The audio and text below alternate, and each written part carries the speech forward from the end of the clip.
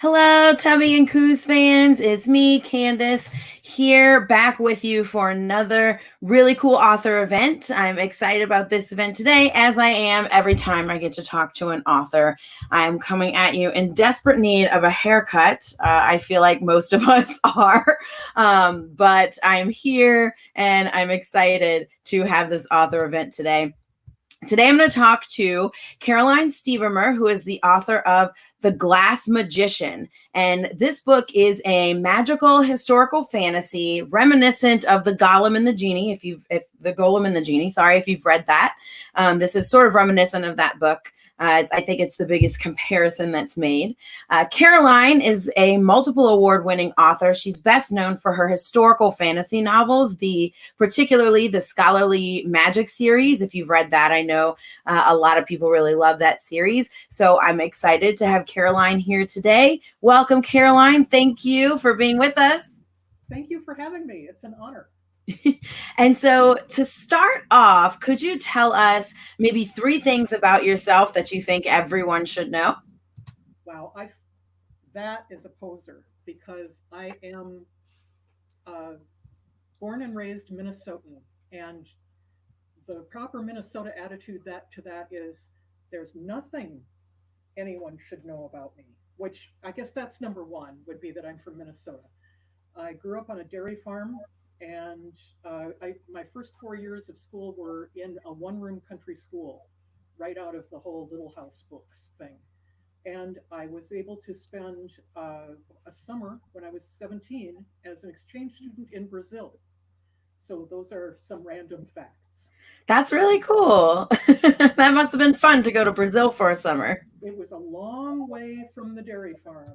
I bet so. So tell us a little bit about your book, The Glass Magician, and how this idea came about for you. Well, I've been fascinated with the folklore about humans who turn into animals or vice versa. The selkies that turn into seals, the swan maidens on the Danube, Swan Lake, Minnesota. And so in thinking about what it would be like to have that be, to be in a family that, for example, could turn into swans, what would that imply? And so the Glass Magician takes place in 1905 in New York City that is not our own.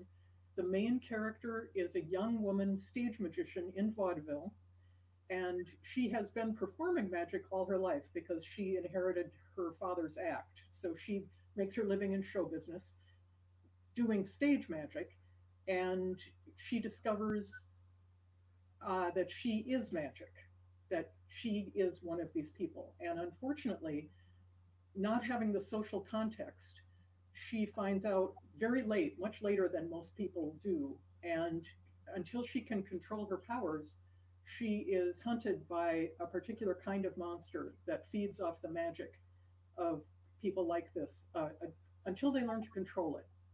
And so we have early 20th century technology, things like the wireless telegrams. There was a subway in New York City at that time, although she does not get to go ride on the subway. She takes the elevated train because it's cheaper. And it is the story of how she comes to answers to some of the questions that are raised, some of the questions she has about this whole side of her life that she was completely unaware of. And meanwhile, she is a suspect in the murder of her chief rival stage magician, and she has to clear her name by finding out who actually murdered him. So it has people who are magic, it has people who do magic, it has stage magic as a little show business, and the amazing fashions and cars and food and swankiness of turn of the century New York City. It is very swanky.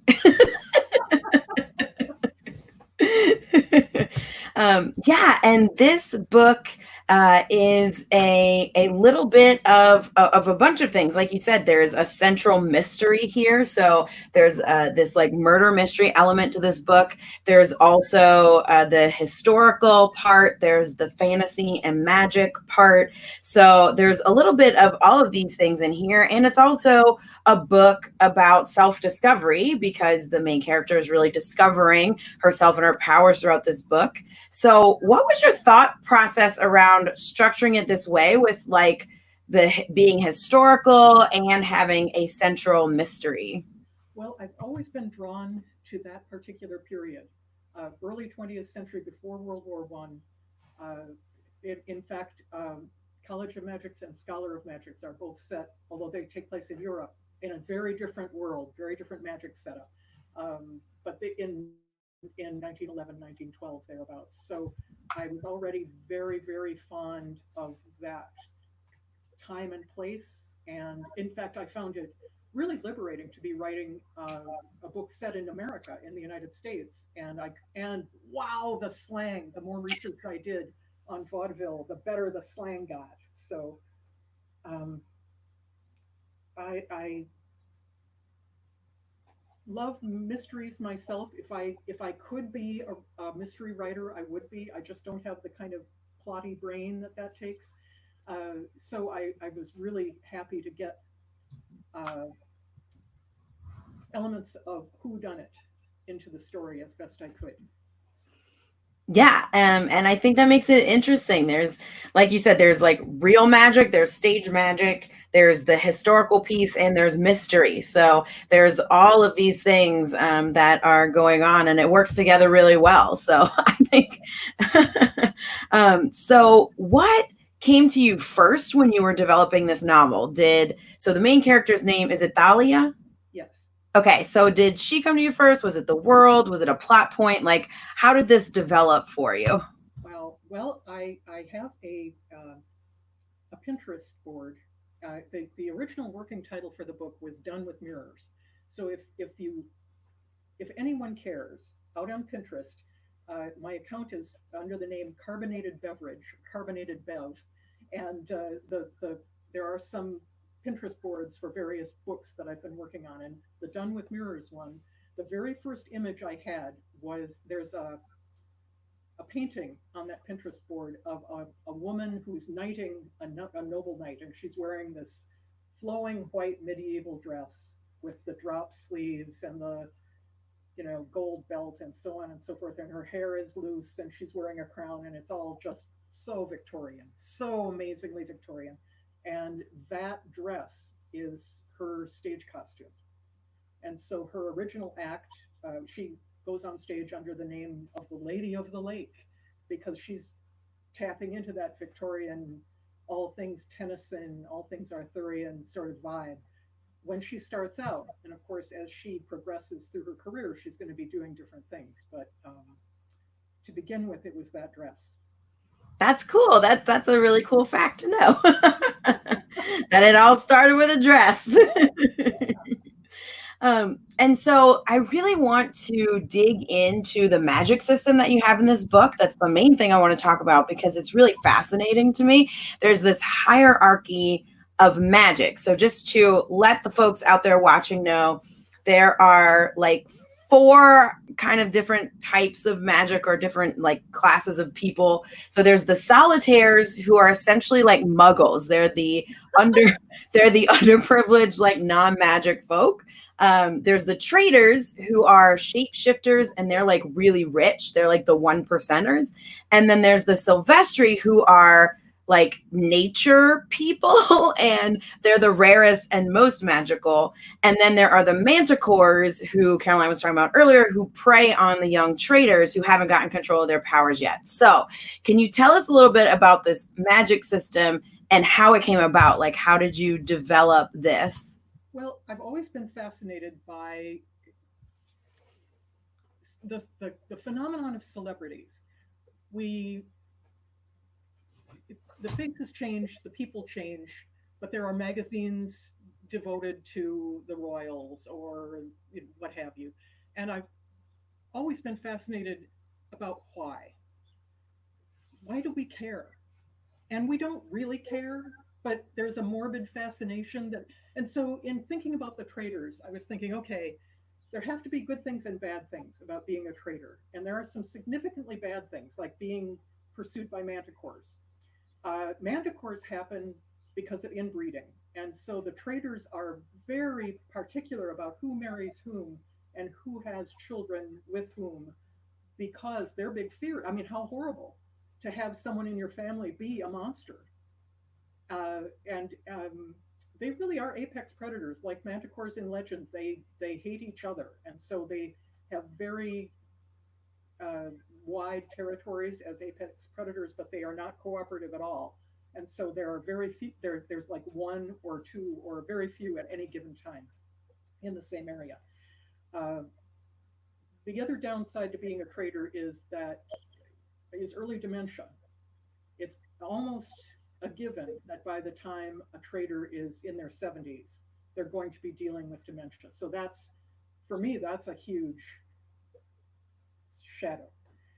And they are very absorbed with themselves. And solitaires are really who run the world, but for various reasons, the traders, for example, if you were a seal, if it, they're shapeshifters, but you only changed to your one particular shape. And if you were a seal, you are going to know all about ocean currents. You're going to know all about things and fishing, and you're going to know things that someone who had a ship and wanted to be a fisherman would need to know. And so the seed of some of these great family fortunes happens because there are aptitudes and interests and information that you can get if you're a trader, and you can apply them. And so I'm going to start talking about the Silvestri now. The origin of the world, as the protagonist hears it, is in legend, is that originally the Silvestri owned the world. They love open places, they love forests, they love mountains, they love rivers, they love the world, and they felt sorry for solitaires and shared the world with them. And then the traders came, and pretty soon the traders owned everything. So the solitaires and the traders are not fond of each other. And the Silvestri are able to use magic in a very liminal way. It's very difficult for a solitaire or even a trader to perceive what it is they're doing, let alone how they do it. And they are far more insular and far more removed from the real world. In my vision, everybody can be anything. Uh, um, there are black traders, there are white traders, there are First Nations traders, there are black Silvestri, there are white Silvestri, there are First Nations Silvestri, there are black solitaires and white solitaires. You get the idea. So, uh, in the world building, which is one of the things I do most slowly, it takes me a while sometimes for the implications of what I've written to sink in. In The Glass Magician, there's reference made to the Dakota, which is a very, very famous apartment building in New York City. John Lennon lived there. It's the building that Rosemary's Baby takes place in. It's this massive Gothic chateau revival, amazing, sinister looking, wild, not of this world building on Central Park West.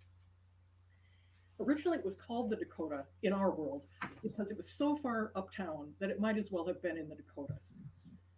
So in this world, in The Glass Magician, the Dakota is the Silvestri Embassy in New York City, which I initially did because I live in a neighborhood. When I ride the bus downtown, I pass more than one embassy for like the Red Lake Nation Band of Ojibwe, just for example, more than one First Nations embassy.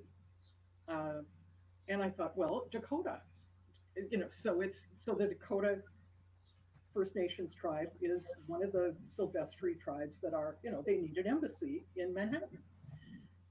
And that had implications that are sinking in, that will become a little more clear in the sequel, I hope. But I'm kind of playing it close to my chest right now because I didn't want to give away a lot of stuff right away in the first book. But basically, what started out as a joke to amuse myself turned into a major piece of world building. Yeah, and that was actually one of my biggest questions that, and hopefully it'll come out in the next book, but is that the Silvestri aren't explained a whole lot. Like you kind of get a little bit about who they are and what they do. So I was really curious as to like, what can they do? We don't really know. We've kind of, and like you said, it's because traders and solitaires don't really understand the Silvestri, and the point of view we have here is from a solitaire who finds out she has magic. So so it was like, oh man, I want to know more about the Silvestri and like what is their actual magic and what can they do. Well, in Macbeth, when we talk about Birnam Wood coming to Dunsinane,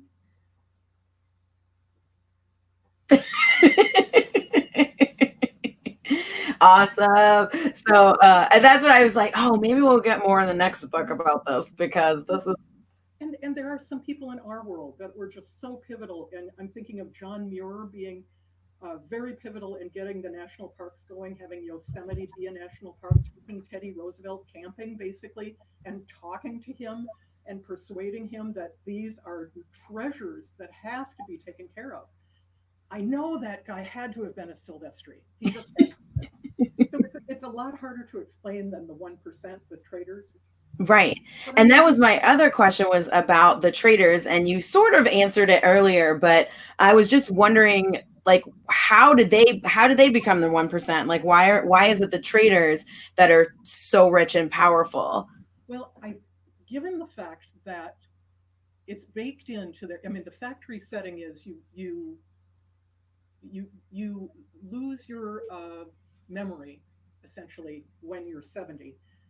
They have created an entire financial labyrinth to protect family money. So there are these trusts, and it is very competitive to be the person who is the last name who has actual control of that trust. And because that kind of money has been very carefully tended for centuries, it has to be. There have to be trustees because if someone you know your faculties are going to go, there has to be a structure there to defend this money, and that just kept building and building and building and building.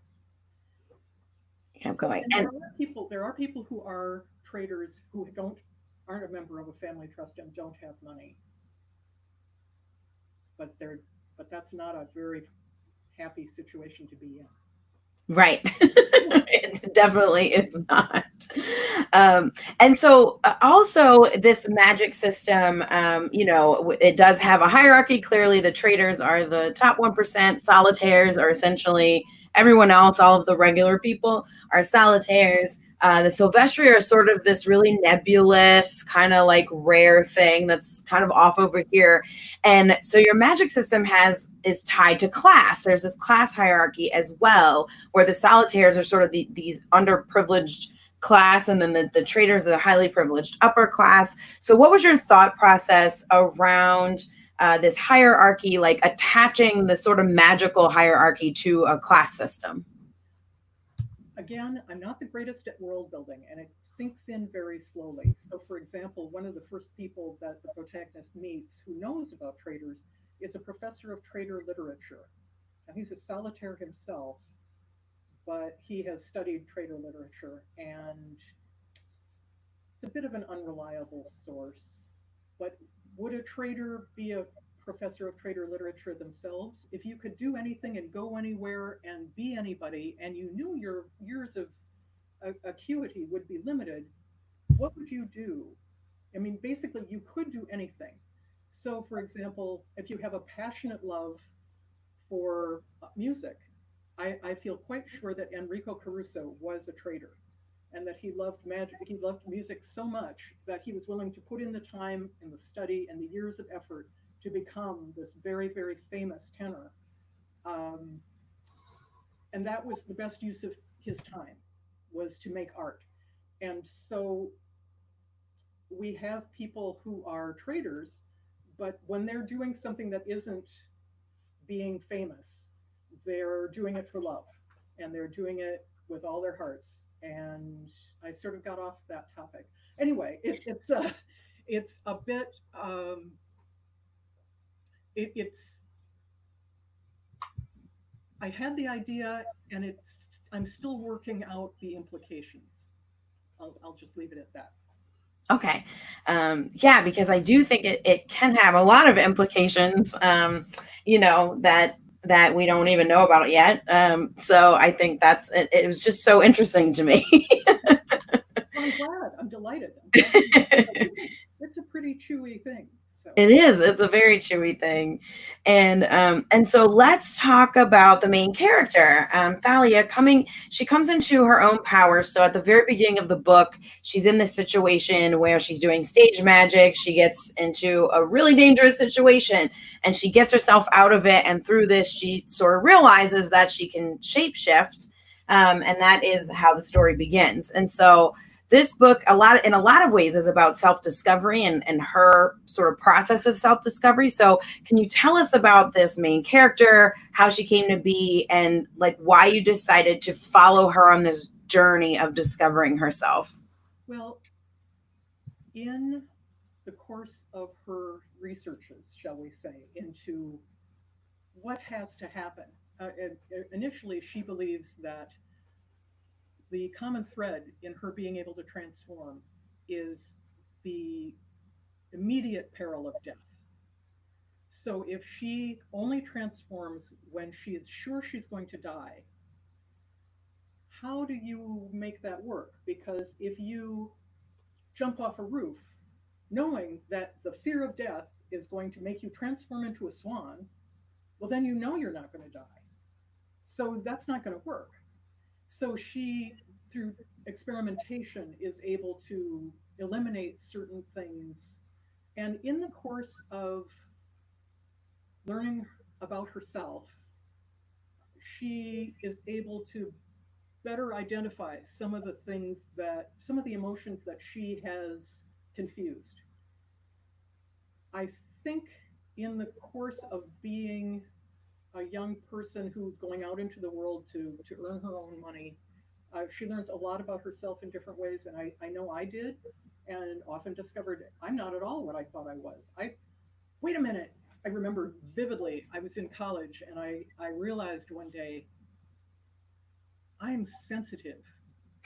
I'm sensitive to the point of being touchy. I don't want to be sensitive, but know yourself. So she has been in show business as long as she can remember. She inherited the act from her father, who died a few years before. She is an orphan. She has a mentor. Her father's best friend had promised her father that he would keep an eye on her, and so he has been her stage manager and master of ceremonies and general teacher throughout. And having him also be accused of murder and actually arrested for the murder of their chief rival stage magician means that she's really operating as a solo act in many different ways in many parts of her life all of a sudden and without too much preparation. So she's finding her way, doesn't know who to trust, doesn't even really trust herself. And it's a process of figuring out what she can trust in herself and how to proceed and how to do the decent thing. And I think that that's something that can take a lifetime to work out. Yeah, definitely. And I think that, that sort of thread of self-discovery and her character is what keeps you reading. I mean, there is the whodunit aspect that definitely you want to know who did it, because she spends most of the book trying to prove that she didn't and that her mentor didn't do it. So she tries to, there's this thread of mystery, but also the self-discovery is what really interested me. Because she just keeps discovering more and more about herself and coming into her own powers and how that sort of affects everything in her life. And so she gets thrown into this new situation, and she has to stay with these people she doesn't even really know, and so that's she keeps getting thrust into these different situations and having to sort of adapt and deal with them. And that was interesting to me, that her, like, sort of her story and her self-discovery, which is a little bit of like a side, like, that's why I was wondering, like, oh, was that like the main plot, or was that like a side thing to the mystery? So yeah. So tell us what's next for you. What are you currently working on? There's a book too, right, coming at some point? I'm working on the sequel. I'm really quite excited about it. The first book takes place in 1905 in New York City, and the next year, 1906, takes place in another city on the vaudeville circuit, San Francisco. So in April of 1906 was the Great Earthquake and Fire. And wow, I really bit off a lot to chew with that as a background, as for the setting. So I'm working really hard on it, and I am really excited about it. I had a chance to learn some exciting new swan facts earlier this year, and I'm looking forward to making it even better than the first book. Awesome. And that was the other thing I was excited to ask you, that I was wondering about too, was your research process, because there's, the historical piece of this clearly is a big piece of that, but then also with the shape shifting, and, you have everything from like swans to manticores and all this. So what kind of research did you do for this? A lot of about folklore. My working theory is that if there is folklore about an animal transformation, for example, in Japan, the kitsune are people who can turn into foxes, or vice versa. If there's folklore about it, that's an animal, bird, whatever, that can be a trader family. So I have been interested in the swan transformation for a really long time, way back in the anthology Snow White Blood Red by Terry Windling and Ellen Datlow. There is a short story called The Springfield Swans, which I co-wrote with my friend Ryan Edmonds, which retells the story of the seven swans with a baseball setting, a small town America baseball setting. And so that was swans more than 20 years ago. It's swans again now. And I try to read original sources. I try to, a tremendous number of periodicals are digitized, so I can read newspapers for get the sort of feel for what the newspapers would have been saying. And my secret weapon is ancient travel guides. Baedeker's, wow, I missed an opportunity. I could have said, I want everyone to know that I collect vintage travel guides, the Baedekers, to the early 20th century. Well, I have the one for the United States, and it is invaluable. It's like a first contact. Like, here's what you take with you. This is your hitchhiker's guide to turn of the century United States. So what kind of coins do we use? Well, we had slightly different coins. Not just silver dollars, but there were smaller coins in circulation. Now that got left on the cutting room floor. I thought that was a bit distracting as a piece of trivia. You look for the details that will tell us we are not in the world we know quite, but they need to also serve the story. So that one, but these vintage guidebooks are an amazing resource to tell you what are the differences in the theaters? Where are the theaters that are the really serious Shakespearean theaters? Where are the variety theaters, the vaudeville theaters that are very respectable and you could bring your family, or the theaters that were just a little bit more down at heel that you really wouldn't want to go with your wife or children, but you might enjoy. The hotels. What did a hotel cost a night? I mean, it's in these guidebooks. It's wonderful.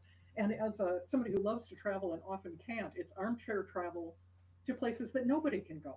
No one can go back to 1905 that I know of. If you've got my contact info, if you can go back to 1905, please get in touch. Absolutely. Me too. I want to know. If you can go back into 1905, let me know, because that would be awesome. These guidebooks sound amazing, though. Oh, well, they're I love them. I'm really, really happy that I found some. And in fact, there are modern reprints, which are almost better because then you can really use them without worrying about the fragility and having pages fall out and so forth. Another wonderful resource. I'm a really visual person, so I love the Library of Congress has an incredible number of digitized things like um, theater posters for some of the great magicians. I had the real seed of this book was finding out that women could be stage magicians. Del O'Dell was a vaudeville stage magician who was a woman, and she was a stage magician long after vaudeville stopped. She was still doing magic on children's television in California in the 1950s. She had an incredible career, and the book is dedicated to her with all due respect. It is there is no resemblance between her and the main character, but just her existence really inspired me. The idea that a stage magician isn't necessarily the man in the top hat with his lovely assistant. There were women like Adele Herman who were taking the stage and being professional stage magicians. And there are posters. Uh, her, Adele Herman was married to the great Herman and took over the act when he died, and her son took it over after when she was ready to move on. And these posters are there in living color and just a click away. So recommended. That's really cool. So tell us, what are you reading? Do you have any recommendations for us? Alternate history that is blowing my mind.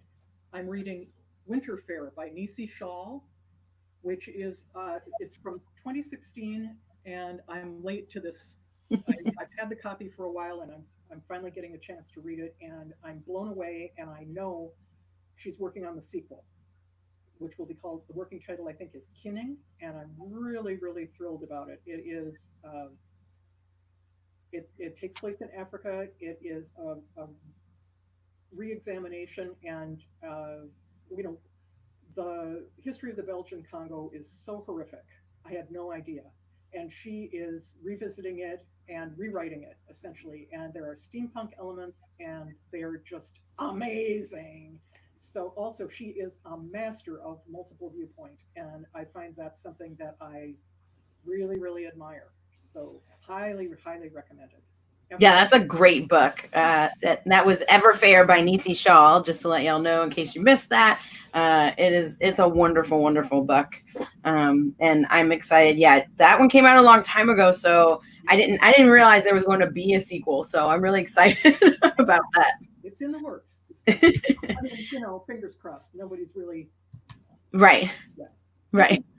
Yes. And where can people find you if they want to hear or see more about you and your work? Well, I'm a newcomer to social media. I am on Twitter as Stevermer3, and my website is carolinestevermer.com. I'm moving over from the website, the Authors Guild website, which is the URL that's in the book, in the author information. It's essentially the same information now, though, but it's a work in progress, moving it over and making it more up to date. I have a couple of other podcasts that I will be posting links to, and I'm going to really be sharing with my friends this experience, which I'm really enjoying. Thank you. Thank you. This has been awesome. And just to let y'all know, of course, if you want to purchase The Glass Magician, it's good and you should purchase it, I think. So I'm going to hide my own face. This is The Glass Magician by Caroline Stevermer, who we've been talking to, and this has been awesome. It's a great cover as well. I love this cover. Me too. Oh my God, I love the cover. It really, I think, captures the book. I think so too. I think this cover is really, really good. And I think it is one of these books that people might buy because the cover is so cool, even if they don't know anything about it, right? So The Glass Magician, and you can, of course, purchase this on our website. So if you go to tubbyandcoos.com, there's a big place an order button there that you can place an order to order The Glass Magician there. You can also always visit our bookshop site, bookshop.org. bookstream.com/shop/chubby and coos. You can purchase there as well. If you want to get it shipped to you, that's the best way. Is to order through our bookshop site.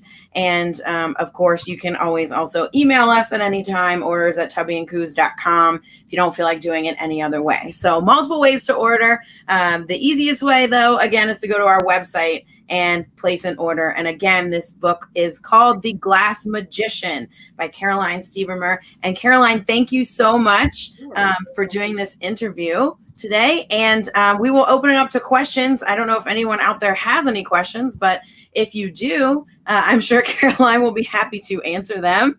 And we'll give that a second. But while we're doing that, I know a lot of people are also curious. This sort of just came to me as far as like this whole quarantine situation, and how are you doing during this, and are you able to be creative?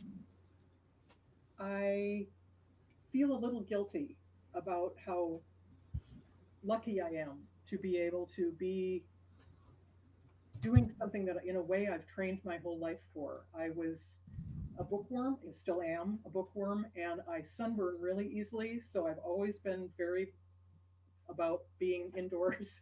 And as a result, this has been not that different from the rest of my life. And I have immense respect for the people who are working, taking care of their kids, trying to find ways to take care of their housing, trying to make sense out of everything that's flooding over us in the news every day.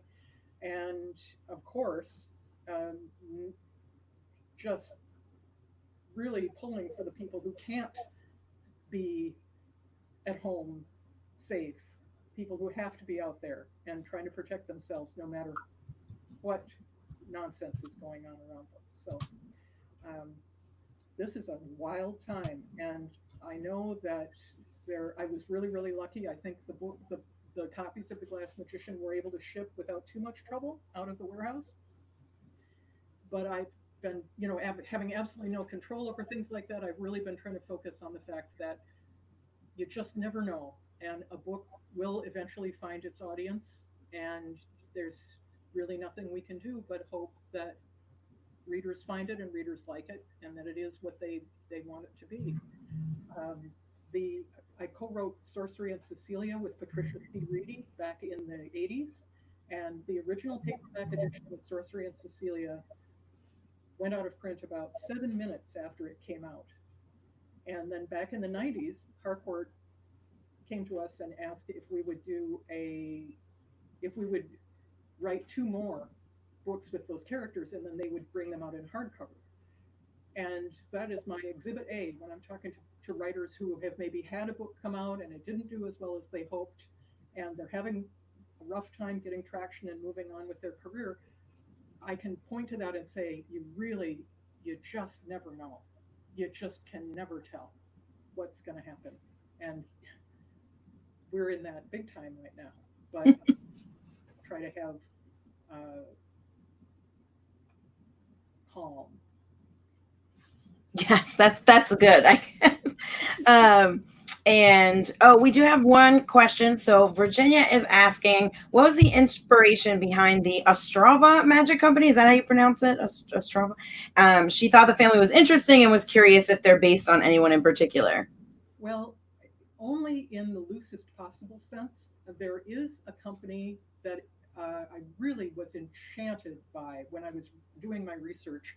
They were the go-to company for all manner of tricks. They had a storefront where they sold tricks that the tricks for the general public that they made themselves. And I was absolutely thrilled by the existence of this, and I was enchanted with the name of the company. And initially, in the first draft, I used the name of that company, and then I found out they're still in business. Oh, wow. Yeah, so I did not want to use the name of an actual company, partly because if it is that pivotal to the history of stage magic in this country, people would know that name and they would be thrown out of the story. Like, that's not what they're all about. And it was one of those situations where I really, that Madame Ostrava kind of walked in and took over. as a character. I didn't really make her up. She just sort of arrived. And so I knew that, that company had to be in the story, but I had to name them something else. So I'm delighted to hear that you thought they were interesting. And I have a lot of headcanon about the backstory there that isn't, again, a lot of it gets left on the cutting room floor. But that's interesting to me, and that leads me to a question that I have that I usually ask as well, which is, is there anything like super cool that you edited out of this book that you had to get rid of?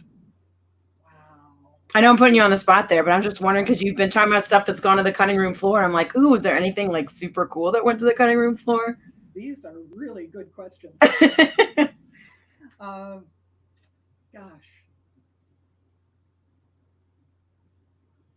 Well, having written so many drafts, I revise, and I would not recommend my process to anybody. I'm a pantser, and I will write what I refer to as a sponge rubber dinosaur draft, which is I tend to really underwrite, so I will write a sort of pseudocode version of the book, and then I just keep rewriting, which is like 9 words long, and then I just keep rewriting it and adding more because it takes me a while to figure out what needs to be there. And as a result, having written this in so many drafts, I actually can't remember. That's fair. That's okay. I was just wondering, sometimes there's something that's like blatantly like, oh man, there was this thing that got cut out that was really cool that I had to cut out. Sometimes it's like super obvious, and then other times it's just like, I don't know, there's stuff that got cut out left and right. So there is an example of how amazing my editor is.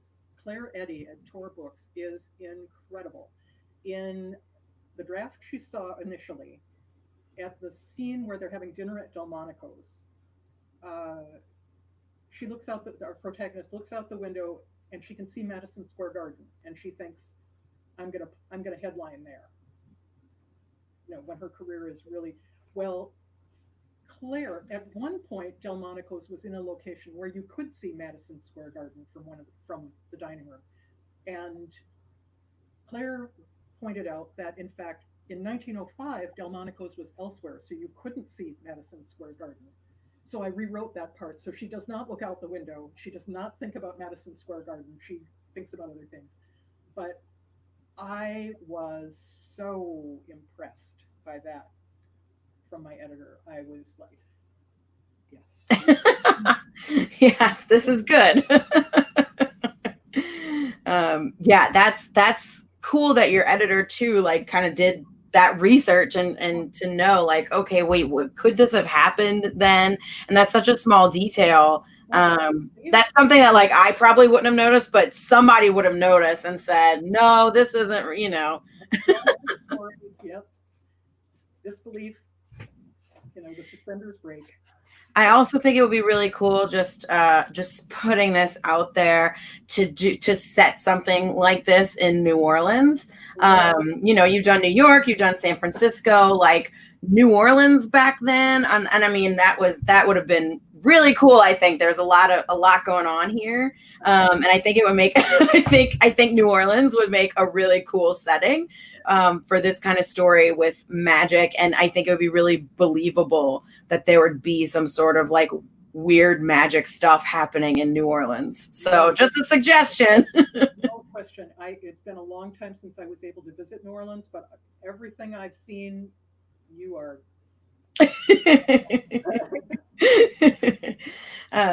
So that looks like that's everything. Thank you so much. I know that we're coming up on our time. This was awesome. I really appreciate you talking to me here today. Thank you, Candace. Thank you for the great questions. You're welcome. I thoroughly enjoyed it, and I'll be watching for more exciting stuff from Thalia and Ku's Bookstream. Thank you very much. I like talking about books, so I'll do it as long as I can do it. And again, one more time, Caroline's book is The Glass Magician.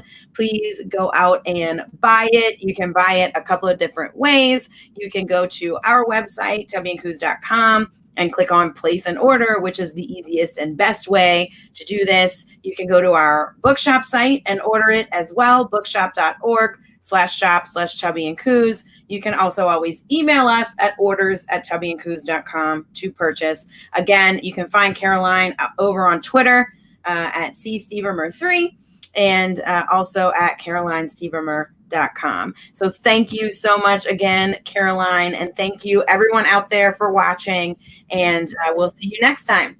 Bye.